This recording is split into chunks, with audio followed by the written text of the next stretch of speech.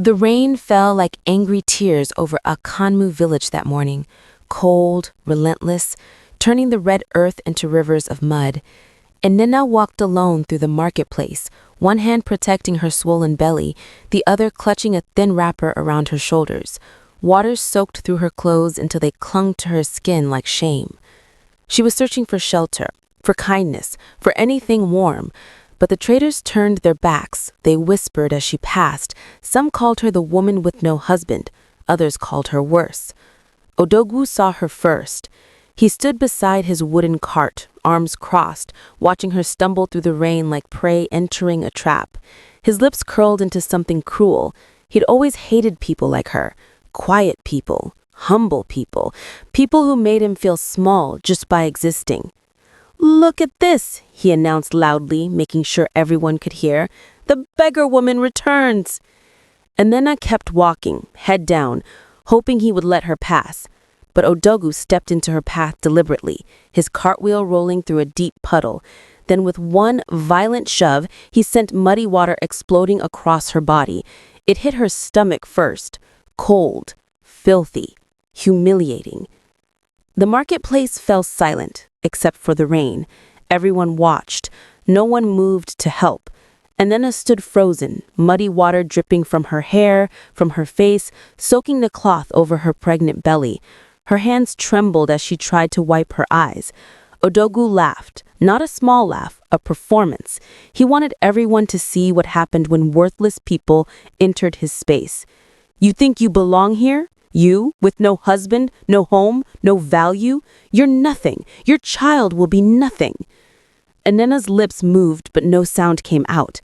Shame pressed against her throat like hands choking her. She wanted to speak, to defend herself, but the words wouldn't come. They never did when men like Odogwu attacked. She took one step backward, then another. Her bare feet slipped in the mud. She almost fell. That's when the ground began to tremble. At first, people thought it was thunder. But thunder doesn't make the earth shake. Thunder doesn't make market stalls rattle and clay pots dance across tables. The vibration grew stronger, rhythmic, like something massive approaching. Then they heard it. Horses, many horses, moving fast through the storm. The villagers scattered like frightened chickens as the sound grew louder. From the mist and rain emerged a sight none of them had ever seen in a Kanmu. A carriage, but not an ordinary carriage. This one gleamed even in the gray stormlight. Gold carvings covered every surface, depicting lions and eagles and symbols of power. The horses pulling it were midnight black, muscles rippling, hooves pounding the mud like war drums. And surrounding the carriage on all sides rode warriors. Real warriors, men in dark cloth with machetes hanging from their belts and eyes that promised violence. The carriage stopped, directly in front of the marketplace, directly in front of Nnenna. The door opened slowly, deliberately, like a mouth preparing to speak judgment.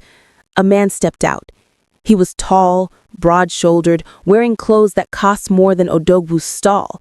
But it wasn't his clothes that made people gasp. It was his face. Calm, powerful, ancient somehow, like he carried centuries in his eyes. He looked at the muddy, pregnant woman standing alone in the rain, and he ran towards her. Not walked, ran, splashing through puddles, ruining his expensive shoes, his guards shouting after him.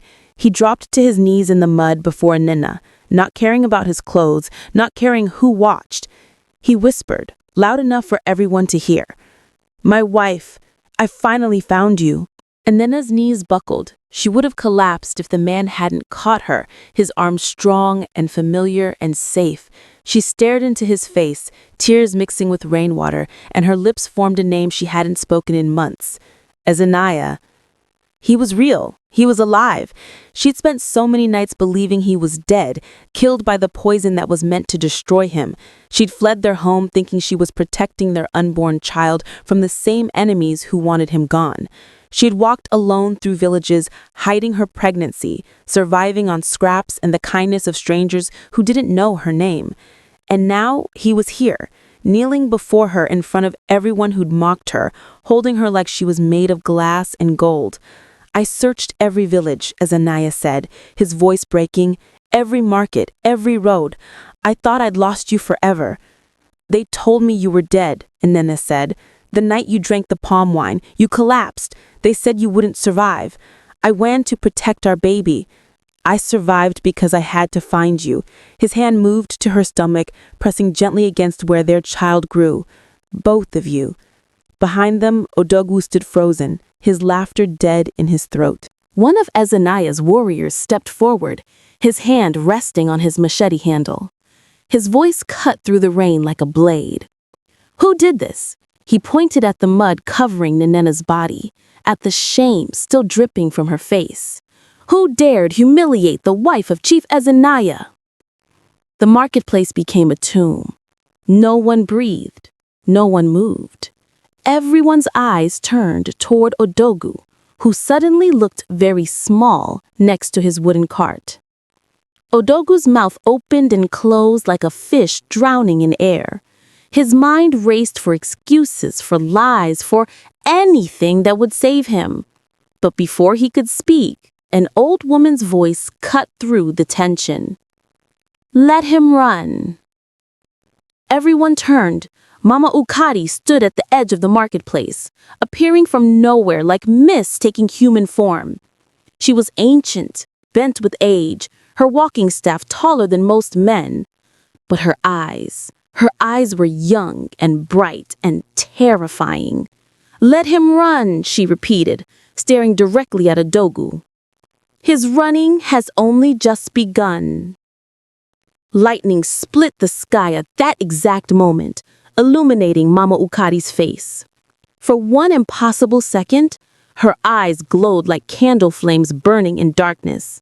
Odogwu saw it. So did everyone else. And in that glow, they saw something that made their blood freeze. That night, inside the finest hut in Nkanmu, Nnenna sat wrapped in dry cloth while Nnenna held her hands.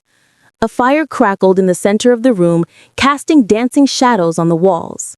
She'd bathed, eaten real food, felt warmth for the first time in months. But the fear hadn't left her eyes.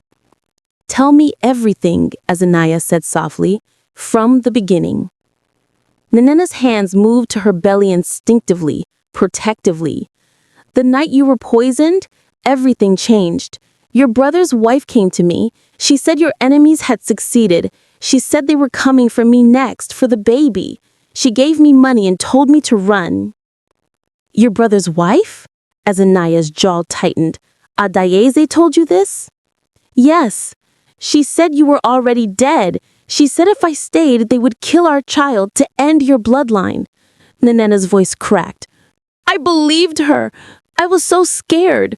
I ran that same night. Nnenna stood up abruptly, anger radiating from him like heat.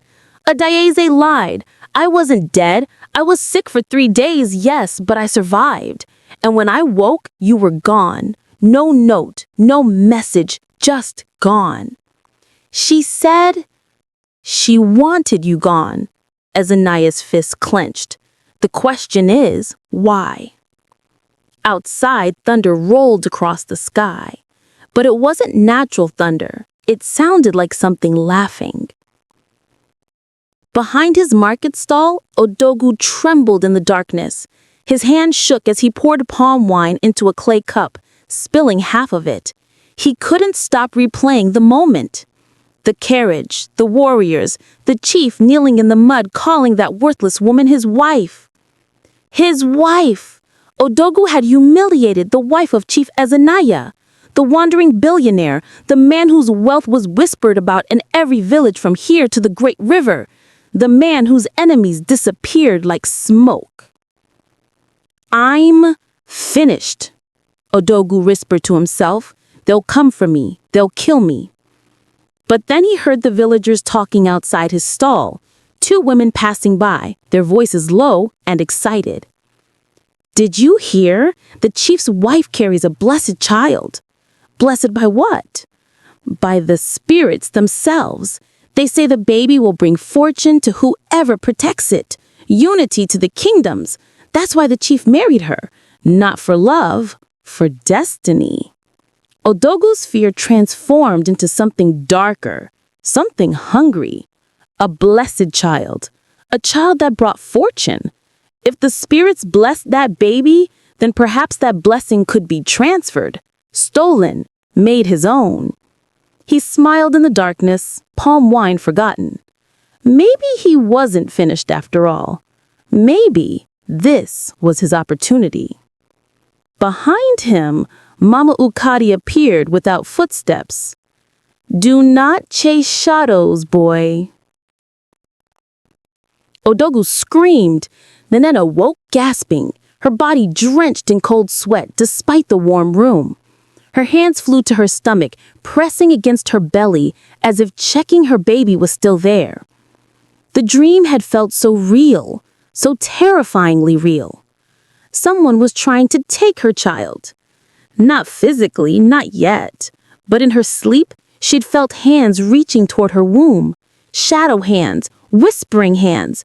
They'd spoken her baby's name, though she didn't know that name yet.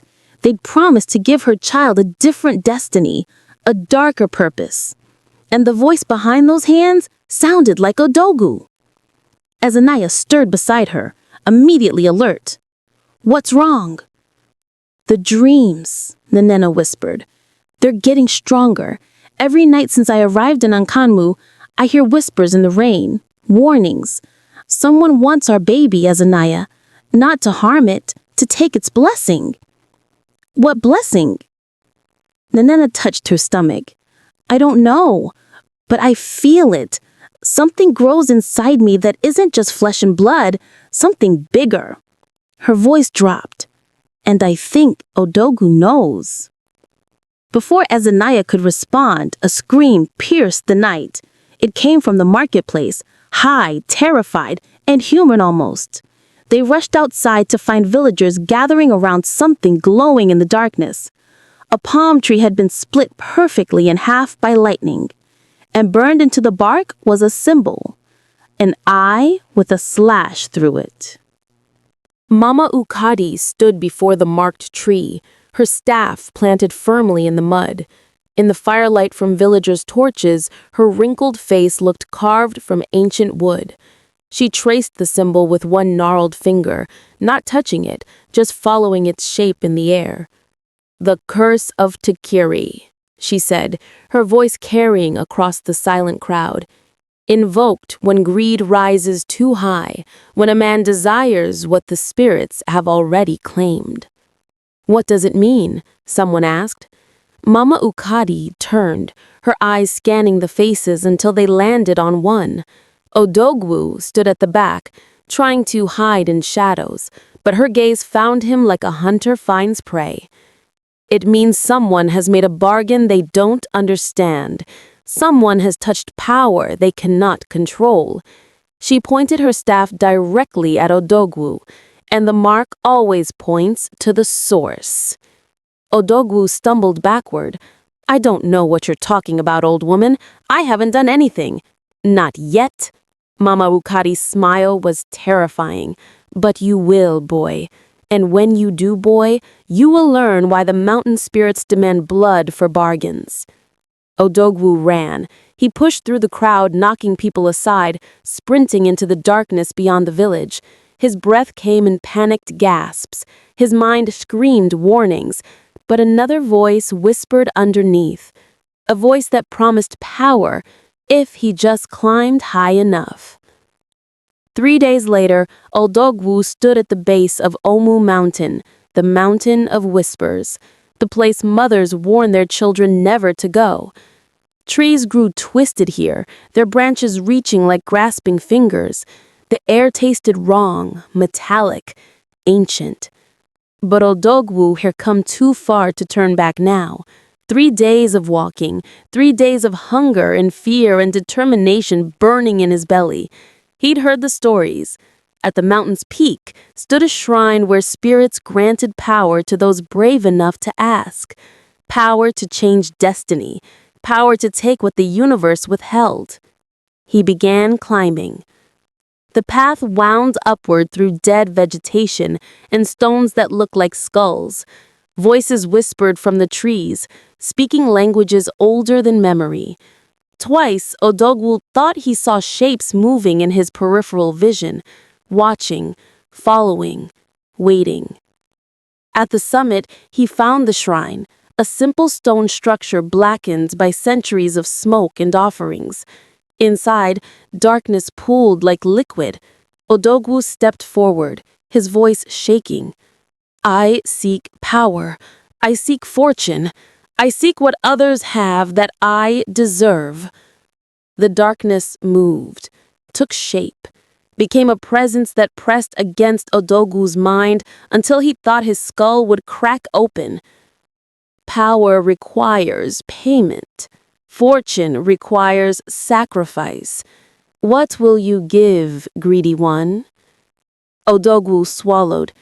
Anything. Then bring me a child of destiny, unborn, unmarked. Bring me the blessing that grows in another's womb, and I will make you greater than chiefs. Odogwu descended the mountain with something new inside him. Not quite power, not yet, but potential. The spirit of Omu placed a seed in his chest, and it whispered constantly, guiding him, feeding his greed, until it consumed every other thought. Bring the child. Take the blessing. Become unstoppable. He arrived back in Akanwu at dawn, looking half wild. His clothes were torn, his skin scratched and bleeding from the mountain's thorns. But his eyes burned with something that made people step away when he tasked. At the marketplace well, he overheard two women filling clay pots with water. Their conversation stopped him cold. The chief's wife is special, they say. The baby she carries will unite the kingdoms when it comes of age. Unite them how? Through spirit blessing. The child was marked before conception, protected by the guardian of the Iroko Grove. That's why Chief Nnenna searched so desperately, not just for love, for destiny. Odogwu's blood froze. The unborn child, the child of destiny the mountain demanded. It was Nnenna's baby. The same woman he'd humiliated, the same pregnancy he'd mocked. He'd agreed to deliver her child to the darkness without even knowing whose child it was. The seed in his chest pulsed with hunger. The whispers grew louder. Yes, that one. Bring us that one. Take it before the father can protect it. That night, Nnenna's body seized with pain so sudden she couldn't scream. She collapsed in the chief's compound, clutching her stomach, feeling something cold pressing against her womb. From the inside, not the baby moving, something else, something trying to push its way in. In her mind, she saw shadows taking shape, forming into a figure she recognized. Odogwu, but not the real Odogwu, a shadow version, his eyes black and empty, his hands reaching for her belly with fingers made of smoke. Give me the child. Its blessing belongs to me now. The mountain has claimed it. No! Nnenna screamed, though no sound left her throat. She tried to fight, to push the shadow away, but it was inside her somehow, touching her baby, wrapping around the small life growing in her womb. Then light exploded through the room. Mama Ukadi burst through the doorway, her walking staff raised high. She struck it against the floor 3 times, each impact releasing a shockwave of blinding white light that burned the shadows like fire burns paper. The shadow Odogwu shrieked and retreated, dissolving into nothing. Nnenna gasped, suddenly able to breathe again. The pain in her stomach faded to a dull ache. As Nnenna rushed to her side, holding her and demanding to know what happened. Mama Ukadi leaned heavily on her staff, breathing hard. It has begun. The mountain spirit has sent its servant. They're coming for your child. Inside Mama Ukadi's hut, surrounded by dried herbs and carved masks and symbols painted on every wall, the truth emerged like poison drawn from a wound. Your child is protected, Mama Ukadi explained, her voice grave. Before you even conceived, the guardian spirit of the Iroko Grove marked this baby. It sensed the darkness growing in this land, the greed, the imbalance. Your child was chosen to restore what's been broken. Chosen for what? As Nnenna asked. To unite the kingdoms, to end the corruption eating at the chief's hearts, to bring balance. Mama Ukadi's eyes shifted to Nnenna. But there are other spirits, older spirits, angry ones who feed on chaos. The spirit of Omu has been imprisoned in that mountain for generations, starving, waiting for someone greedy enough to set it free. Odogwu, Nnenna whispered. Yes, that fool climbed the mountain and made a bargain. The spirit promised him power in exchange for your child, not to harm it, to consume its blessing, to grow strong enough to break free of its prison and return to this world. As Nnenna stood, his hands curling into fists. Then we kill Odogwu before he can... Killing him won't stop this. Mama Ukadi shook her head. The pact is made. The spirit is already moving. Odogwu is just a tool. We must go to the source. The Iroko Grove, Nnenna said. Yes, the guardian there is the only power strong enough to protect your child now. They left before dawn. Nnenna, Ezinaya, and Mama Ukadi, traveling through forest paths where mist clung to the ground like ghosts. 4 of Ezinaya's most trusted warriors accompanied them, moving silently, watching for danger. The Iroko Grove lay 3 hours north, where the oldest trees in the region stood like ancient sentinels. But getting there meant passing through territory where reality thinned, where spirits walked more freely than humans, where one wrong step could trap you forever. The trees grew denser as they walked, their canopies blocking the morning sun until they traveled in permanent twilight. And the trees, they whispered. Not wind through leaves. Actual whispers. Words and languages Nnenna almost understood, but couldn't quite grasp. They're watching us, one warrior muttered, his hand on his machete. They're always watching, Mama Ukadi replied. The question is whether they'll let us pass. That's when the Nnenna heard it. A branch snapping. Not from wind or animals. From something heavy. Something walking on 2 legs. She grabbed Ezinaya's arm. Someone's following us. They stopped. The warriors formed a protective circle. Everyone listened, breathing shallow, eyes scanning the misty forest. For long seconds, nothing. Just silence and whispers. Then they saw him, Odogwu, standing between 2 massive trees, his body swaying like he was drunk or possessed. His eyes were wrong, too dark, too empty. When he smiled, it wasn't his smile. You won't reach the grove, he said in a voice that wasn't his. The mountain has already claimed what it needs.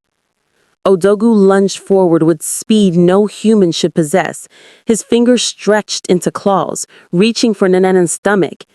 But he never made contact. The forest itself attacked him. Roots erupted from the ground like serpents, wrapping around Odogwu's ankles, his waist, his arms. They yanked him backward with force that should have broken bones. He screamed, but the sound was wrong. 2 voices, his own and something deeper, older, furious. Foolish mortals, you cannot protect what's already promised. The child's blessing will feed me, will free me. You cannot stop what's already begun. More roots surged upward, binding Odogwu completely until only his head remained free. His body twisted and convulsed, fighting the forest's grip, fighting himself. If I fall, Odogwu's own voice broke through for a moment, terrified and small. The spirit rises. It won't need me anymore. It'll come for her directly. Mama Ukadi stepped forward, her staff glowing with soft light. Then let it come. Better we face it now on sacred ground than later when it's stronger. She struck her staff against the tree root. The impact released a shockwave that rippled through the forest floor. And something answered. Something massive. The ground began to crack open, darkness pouring out like water from a broken dam. The spirit of Omu was manifesting. The shadow rose from the earth, taking form as it climbed, first a shapeless mass, then something vaguely humanoid, then something terrible. 10 feet tall, eyes like burning coals, a mouth that opened too wide, revealing a throat that went down forever. It wore the appearance of a man, but wrong, distorted, like looking at humanity through broken glass. Finally, it rumbled, its voice shaking the trees. Centuries imprisoned, centuries starving. Now I feast on destiny itself. The warriors raised their machetes, but Mama Ukadi stopped them with one hand. Steel cannot harm what has no flesh. This is a spirit battle now. The spirit of Omu focused on the Nnenna, its burning eyes locked on her swollen belly. Give me the child. Its light will sustain me, will restore me, will break my chains forever. Nnenna stepped backward, both hands protecting her stomach. Fear choked her throat. This thing, this ancient, hungry thing wanted her baby, not to kill it, to consume its spirit, to devour the blessing before it could ever manifest.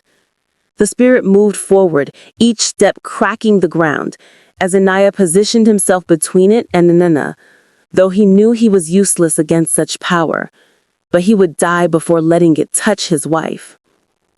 Then Mama Ukadi began to chant, old words, spirit words.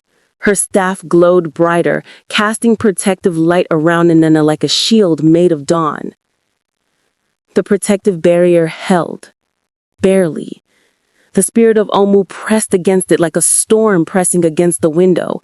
Cracks appeared in the light.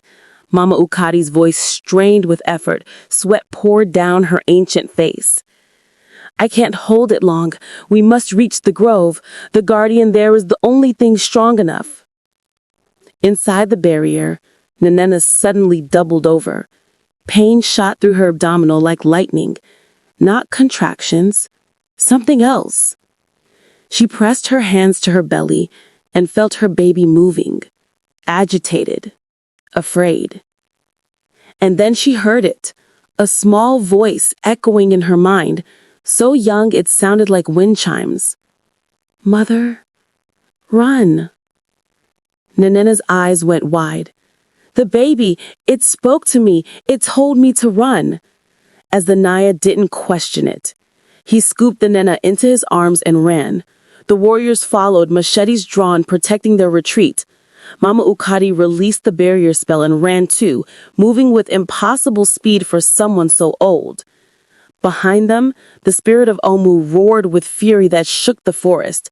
Trees bent away from the sound, birds exploded from branches in panicked clouds. The spirit gave chase, its massive form crashing through vegetation, getting closer with each second. They broke through the tree line and found themselves at a river. But not just any river. The sacred river of Ohunu. The boundary between the mortal forest and the Iroko grove. The river glowed, not from sunlight, from its own light, silver and gold swirling together in impossible currents. This was sacred water, ancient water, water that had flowed before humans walked the earth. Nnenna carried Nnenna to the river's edge, but stopped. Crossing sacred water without permission was death. Everyone knew this. The river would drown anyone who entered without the guardian's blessing. Mama Ukadi! Nnenna shouted. What do we do? The old woman pushed past him and drove her staff into the riverbank. She spoke words that made the air vibrate, words of power, words of pleading. She was asking permission, begging the river to let them pass. For long seconds, nothing happened. Behind them, the spirit of Omu burst from the forest, its shadow falling across them all like nightfall. It was seconds away, seconds from reaching Nnenna. Then the river answered. The water divided, not parted like in ancient stories, divided. It formed a perfect circle around them, rising up like walls, creating a protective pool with them at its center. The spirit of Omu lunged forward and hit the water wall. Steam exploded from the impact. The spirit shrieked and recoiled, its form burning where the sacred water touched it. "Quickly!" Mama Ukari commanded. "The river is testing us. We must prove ourselves worthy." The water began to glow brighter, and suddenly, Nnenna wasn't standing by a river anymore. Nnenna stood in darkness. No, not darkness. Memory. She was reliving the night she fled, watching herself run from the compound where Nnenna lay poisoned, believing he was dead, believing she was protecting their unborn child. But now she saw something she hadn't seen that night. Adaeze, Nnenna's brother's wife, standing in the doorway after Nnenna left, smiling. Not sad, not concerned, smiling like someone who just won a game. The memory shifted.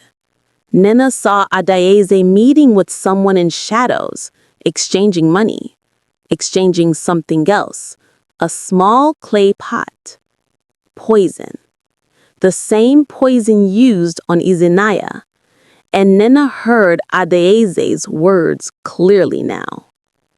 "When he dies, the inheritance comes to my husband, and when that pregnant fool runs away thinking she's protecting her baby, no one will look for her.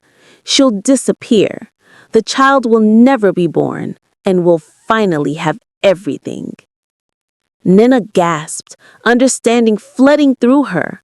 Adaeze hadn't been protecting her, she'd been removing her, getting rid of both Nnenna's wife and heir so her own husband could claim everything. The memory faded. Nnenna found herself back at the river, tears streaming down her face. She betrayed us. It was Adaeze all along. Nnenna was experiencing his own memory vision. He stood underwater, seeing the night he was poisoned from a different angle, watching his brother, watching Adaeze, seeing the truth he'd been too trusting to notice. The river released them, and they collapsed on the far bank, gasping. But they weren't alone. Villagers stood surrounding them. Not Akanmu villagers, their own people. Dozens of them, and leading them was someone Nnenna recognized immediately. His brother, Chima. "So you survived after all," Chima said, his voice cold. Behind him, Adaeze smiled that same cruel smile from Nnenna's memory vision. "We'd heard rumors you were alive. Inconvenient." Nnenna stood slowly, rage burning in his chest. "You tried to kill me! Your own brother?" "Half-brother," Chima corrected. "Father always loved you more, gave you more. You got the wealth, the title, the respect. What did I get? Scraps. So yes, I decided to take what should have been mine." Adaeze stepped forward, her eyes locked on Nnenna. "And you, running away made our job so much easier. We told everyone you abandoned him, that you were unstable. When you disappeared, it proved we were right." "These people," Mama Ukari's voice cut through, "they've been following us, waiting for the perfect moment to attack while you're vulnerable. And they've been working with that fool, feeding his greed, using him to summon the spirit."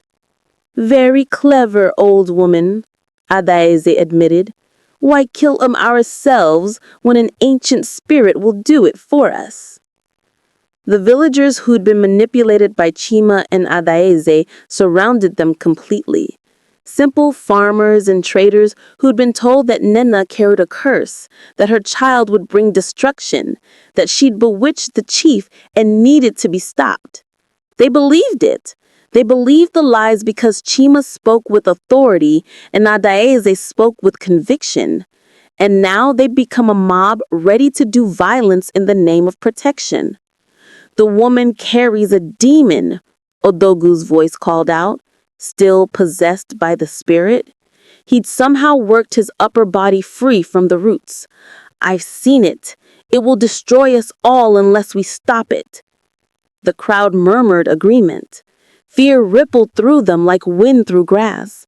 They pressed closer, hands reaching, faces twisted with righteous anger. Nnenna's warriors formed a protective circle, but they were outnumbered 10-1. This would end in blood. Nnenna's blood, his blood, their baby's blood. Enough. Mama Ukari's voice wasn't loud, but it carried like thunder. She raised her staff high and struck the ground. The impact released a shockwave that knocked everyone back 3 steps. The earth itself split open, revealing roots that glowed with the same light as the sacred river. You want the truth? Then witness it. She drove her staff deeper into the ground, and the air shimmered. Reality bent. And suddenly, everyone could see what she saw, could see the truth. The vision exploded across the clearing like light through a prism. Everyone saw it. Everything. Every moment of betrayal, every lie, every manipulation. They saw Chima and Adaeze in secret meetings, plotting Nnenna's death. They saw the poison being mixed. They saw Adaeze visiting Odogwu, whispering in his ear, feeding his envy until it consumed him. They saw her telling him about the mountain shrine, encouraging him to seek power there, using him as a tool to summon something dark enough to finish what they had started. They saw Odogwu climbing the mountain, making his pact, agreeing to deliver an innocent child to spiritual darkness in exchange for fortune he never deserved. And they saw the truth about Nnenna's baby. Not a demon, not a curse. A blessing. A child marked by the guardian of the Iroko Grove to bring unity and healing to lands torn apart by greed and corruption. A child whose very existence threatened people like Chima and Adaeze who thrived on chaos. The villagers stumbled backward, horror replacing their anger. They'd been deceived, used, turned into weapons against innocence. Chima tried to run. His wife followed. But the forest roots surged up, wrapping around their ankles, holding them fast. Not violent, just firm. Justice taking hold. Odogwu screamed as the spirit of Omu abandoned him. The darkness poured out of his body like smoke, leaving him hollow and aging rapidly. His skin wrinkled, his hair whitened, his body bent. The price for trafficking in dark power. The spirit of Umu, now fully manifested and furious at being exposed, turned its rage toward the Iroko Grove. If it couldn't have the child through deception, it would take it through force. It surged toward the sacred trees, growing larger with each second, its form solidifying into something truly monstrous. "We need sanctuary," Mama Ukari said urgently. "The grove, now." As Nnenna carried Nnenna into the sacred forest, where the Iroko trees grew. These trees were ancient beyond measure, their trunks wider than houses, their roots forming natural pathways through the earth. And at the center stood the guardian tree, the oldest, the largest, the one that held the spirit guardian itself. They reached it just as the spirit of Umu crashed through the outer trees like a storm. Its shadow fell across them. Its eyes burned with centuries of hunger. It opened its mouth to devour them, to consume the child's blessing, to finally break free. That's when the guardian tree awakened. The trunk split open, not breaking, but opening like eyes opening from sleep. And from within emerged a presence so powerful that even the spirit of Umu hesitated. The guardian took no physical form. It was light and wind and the smell of ancient earth. It was every tree speaking with one voice. "You dare enter my domain?" The guardian's voice rolled like distant thunder. "You dare threaten a child under my protection?" The spirit of Umu roared defiance, but the guardian was faster. Roots erupted from every direction, massive, ancient roots that moved like living serpents. They wrapped around the spirit of Umu, binding it, pulling it down toward the earth. The spirit fought with desperate strength, but it was weakened from its long imprisonment, starved from centuries without sustenance.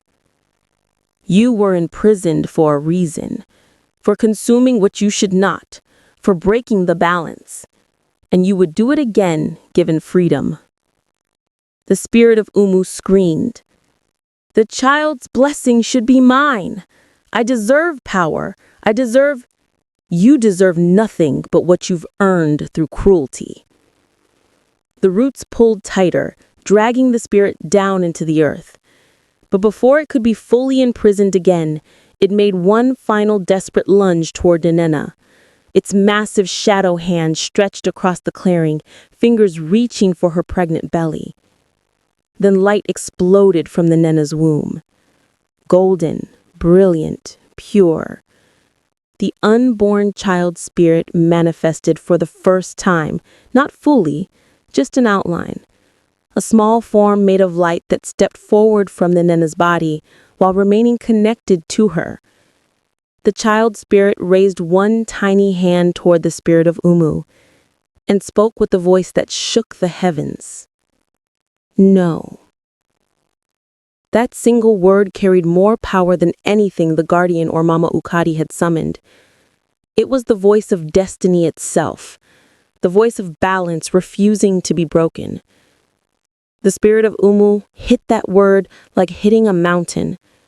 It shattered, broke apart into fragments of shadow that scattered like frightened birds. The child spirit turned to face the assembled villagers, and they fell to their knees, not from fear, from recognition. They understood now what this child represented: hope, healing, a future built on justice instead of greed. The light faded and the child spirit returned to Nnenna's womb. She gasped, her hands pressing against her belly, feeling her baby settle back into peaceful sleep. It was over. The threat was gone. The spirit of Umu imprisoned once more. The child safe. Chima and Adieze were bound by Ezanaya's warriors, their faces showing not defiance, but hollow defeat. They'd lost everything. Not just their plot, but their honor, their standing, their future. The villagers who'd followed them now turned away in shame. Odogwu lay collapsed near the guardian tree, his body aged to ancient frailty. The spirit had consumed years of his life in exchange for power he never truly received. He would live, but as a warning, a reminder of what happens when greed overtakes wisdom. Mama Ukadi approached Nnenna and Ezanaya, placing one weathered hand on the pregnant woman's belly. "Your child will be born in 3 moons, and when that child comes, the kingdoms will change, not through force, through the simple presence of one who cannot be corrupted." Ezanaya held Nnenna close, his voice thick with emotion. "We'll protect this child, always." "You won't need to," Mama Ukadi smiled. "This child protects itself. Your only task is to love." The villagers slowly approached, offering apologies, asking forgiveness for believing lies. Nnenna accepted each one with grace that made them weep. As the sun set through the Iroko Grove's canopy, painting the world in gold and amber light, Mama Ukadi spoke one final truth that would echo through generations. When a man humiliates a woman in the rain, he calls down a storm he cannot survive. When a man mocks what he does not understand, he invites his own destruction. But when a woman stands protected by truth, by love, by destiny itself, no darkness can touch her. The message was clear. Character matters more than status. Cruelty breeds consequences. And sometimes the people we dismiss as worthless carry destinies that reshape the world. Nnenna stood in the sacred grove, no longer the humiliated woman covered in mud. She was what she'd always been, a mother carrying hope, a wife protected by love, a woman whose strength was never measured by wealth or status, but the unbreakable truth of who she was. And in 3 moons, when her child was born, the kingdoms would learn what it meant to be humble, to be kind, to recognize that power given by spirits is nothing compared to power earned through character. The rain that had fallen so cruelly in the marketplace now fell softly in the grove, cleansing, renewing, washing away the stains of greed and fear.